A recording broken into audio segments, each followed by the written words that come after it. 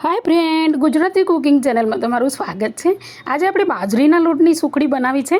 મોહનથાળના video જોઈ અને એક બેન રેણુકાબેને મને ઓફર કરી હતી કે બેન તમે બાજરીના લોટની સુખડી બનાવો અને મોઢામાં મૂકતા જ પોચી બની જાય એવી બનાવો, મારાથી નથી બનતી।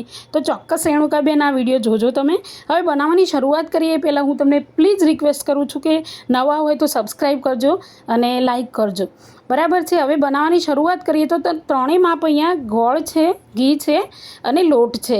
લોટ જરા વાટકી દબાવીને લેવાનું અને સરખા પ્રમાણમાં આ વસ્તુ લેવાની છે। હવે આપણે પ્રથમ ઘીને ગરમ કરવાનું છે। તો આ રીતે આપણે ઘીને ગરમ કરી લીધું છે અને બહુ આમ ગરમ નથી કરવાનું, બસ પીગળી જાય એટલે પછી એની અંદર આપણે જે લોટ છે એ એડ કરવાનો છે ને આવી રીતે સતત હલાવવાનો છે। અને મિત્રો આ વખતે છે ને ગેસની જ્યારે લોટ એડ કરીએ ને એટલે ગેસની ફ્લેમ છે ને મીડિયમ રાખીશું અને આ રીતે સતત હલાવતા રહીશું।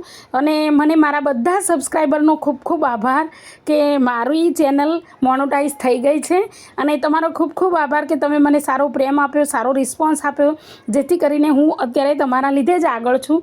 તો તમારે કંઈ પણ સ્વીટ આઇટમની ફરમાઈશ હશે ને હું વિડીયો બનાવીશ, ચોક્કસથી બનાવીશ। હવે આપણે સુખડીની વાત કરીએ તો આપણે આ રીતે હલાવતા રહીશું અને જ્યારે આ રીતે બબલ્સ થવા લાગે ને એટલે ગેસની ફ્લેમ મીડિયમ એટલે સ્લો કરી દેવાની છે, સોરી, અને પછી આપણે સતત હલાવતા રહેવાનું છે। તો આ રીતે બબલ્સ થશે અને થોડી ચીકાશ લોટ પકડતું હોય એવું લાગશે ત્યારે આપણે ગેસની ફ્લેમ બિલકુલ ટોટલ બંધ કરી દેવાની છે અને આપણે કઢાઈને નીચે ઉતારી લેવાની છે। પછી થોડીવાર માટે બબલ્સ થશે પણ જ્યારે બબલ્સ ઓલરેડી બેસી જાય ને એના પછી આપણે એની અંદર ગોળ એડ કરવાનો છે। તો આ રીતની કન્ડિશન આવે ને એટલે આપણે ગોળ એડ કરી દઈશું। તો એક વાટકી ભરીને જે માપ લીધું છે એ પ્રમાણે જ આપણે ગોળ એડ કરવાનો છે। એકદમ પોચી રૂ જેવી સુખડી બનશે। એક જ હાથમાં તમે કટકો પકડશો ને આમ તોડવાની કોશિશ કરશો ને તો તરત તૂટી જશે।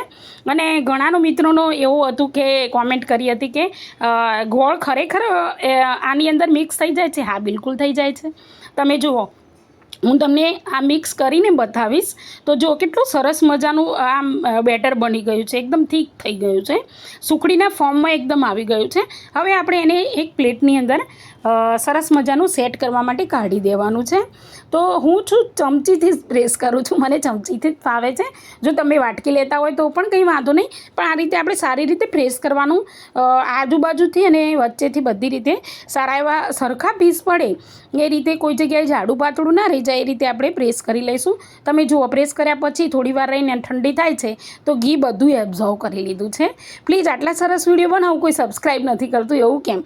મારા સબસ્ક્રાઈબર ઓછા છે, વ્યુઅર્સ વધારે છે, પણ પ્લીઝ જે જોવો ને મને સપોર્ટ કરો પ્લીઝ। હવે આપણે અહીંયા પીસીસ કરી લઈશું, થોડુંક ઠંડુ થાય, નવ શેકવું હોય એટલે ગરમ ગરમ સુખડી ખાવાની ખૂબ જ મજા આવે છે। અને આપણા ગુજરાતીઓની તો ખાસ ટેવ છે કે જ્યારે પણ સ્વીટ ખાવાનું કંઈ યાદ આવે એટલે આપણે સુખડી જ બનાવતા હોય છે, પણ ચોક્કસ આ રીતે બનાવજો, ખરેખર બહુ ટેસ્ટી બને। તમે જુઓ, આમ એક જ હાથની અંદર ભાગશો ને તમે તો એકદમ ભગાઈ જશે, બીજા હાથની જરૂર પણ નહીં પડે। તો કેટલી સરસ રેસીપી છે, પ્લીઝ સબસ્ક્રાઈબ કરો, બરાબર છે, કોમેન્ટ કરજો।